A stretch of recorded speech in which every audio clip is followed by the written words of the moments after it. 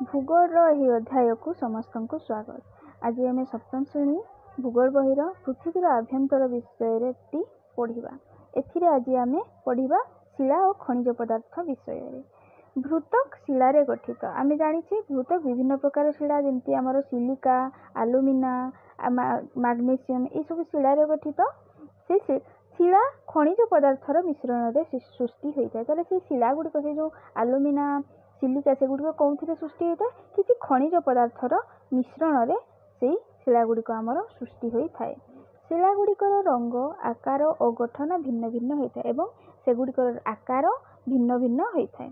भूतक शिला को तीन भाग में विभक्त करा जायछि, यथा आग्नेय शिला, स्तरीभूत शिला और रूपांतरित शिला। ताले आमर शिला को तीन भाग में विभक्त करा जायछि। ताले आमे प्रथमे पढ़िबा आग्नेय शिला विषय रे। आग्नेय शिला भूतक तले शिला तरल बा अर्धतरल अवस्था थाए। यहाकू माग्मा कहा जाए। ताले भूतक तले शिला आमर किपरि थाए? तरल बा अर्धतरल अवस्था थाए, जहाकू कि आमे माग्मा कहूचे। माग्मा को भूपृष्ठ रे लाभा कहा जाए। ताले से माग्मा को भूपृष्ठ ऊपर को जितेबाला पड़े आसे, भूतक भितर भूपृष्ठ को आसे, ताकू लाभा कहा जाए। लाभा क्रमे शीतल होई आग्नेय शिलारे परिणत हुए। ताले ए लाभाटा आमर कोन हुए? क्रम शीतल हो जाए और ता गोटे शिला बा पत्थर रे परिणत हो जाए, जहाकू आमे आग्नेय शिला बोली कहू। आग्नेय शिला प्रथम रे सृष्टि होइथिबारु एहाकू प्राथमिक शिला कहा जाए। ताले आमर आग्नेय शिला प्रथम रे सृष्टि होइथिबारु एहाकू हमकू आग्नेय शिला बोली कहा जाए। एही शिला दुई प्रकारर। प्रथमटी है निस्रबज आग्नेय शिला एवं द्वितीयटी है अंतर्भेदी आग्नेय शिला। ताले आमे प्रथमे जानिबा निस्रबज आग्नेय शिला विषय रे। केतेक ज्वालामुखी उत्तप्त तथा तरल माग्मा भूपृष्ठ रे जमा होई शिलारे परिणत होइथाय। एही प्रकार शिला को निस्रबज आग्नेय शिला कहा जाए। ताले हमर केतेक ज्वालामुखी अछि भितरे आम भूपृष्ठ भितरे से उत्तप्त तथा तरल माग्मा, ज्वालामुखी उत्तप्त तरल माग्मा आमर किछि भूपृष्ठ को बाहरी आसे एवं भूपृष्ठ रे आसिकरी जमा होइकरी शिलारे परिणत हुए, ताकू कहा जाउछि हम निस्रबज आग्नेय शिला। यह शीघ्र शीतल और कठिन हो जाए। ताले ये बहुत जल्दी शीतल एवं कठिन होता है। यही शिला गुड़िक छोट छोट रेणु द्वारा गठित। उदाहरण बासाल्ट। बुझीला? ताले हम निस्रबजर उदाहरण होछि बासाल्ट। तापर पढ़िबा हमें अंतर्भेदी आग्नेय शिला। बेले बेले माग्मा भूपृष्ठ रे पहुंची पारि न थाए। से भूतकर शिला स्तर रे ही धीरे धीरे शीतल और कठिन होई शिलारे परिणत हुए।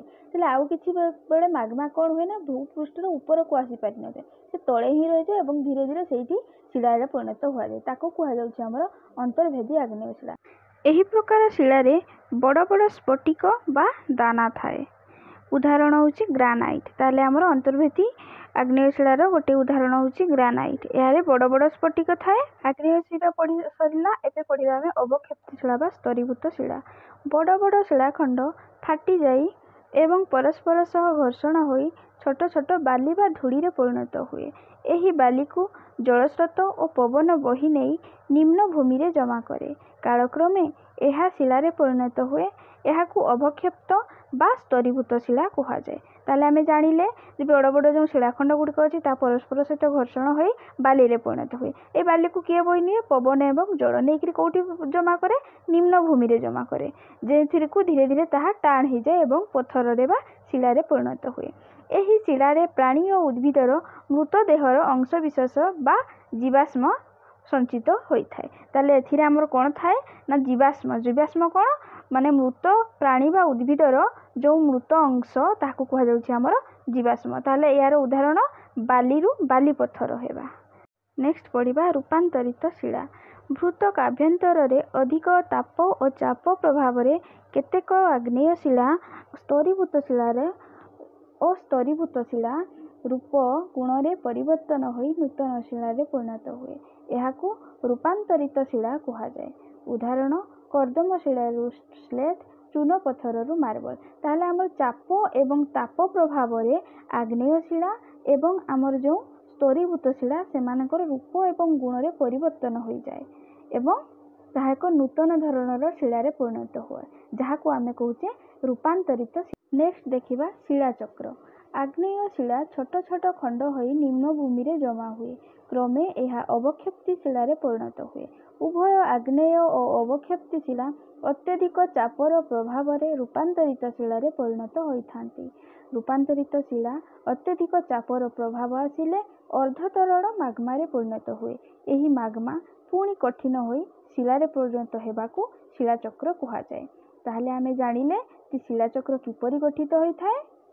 ठीक अछि, आज पई एतिकी। धन्यवाद।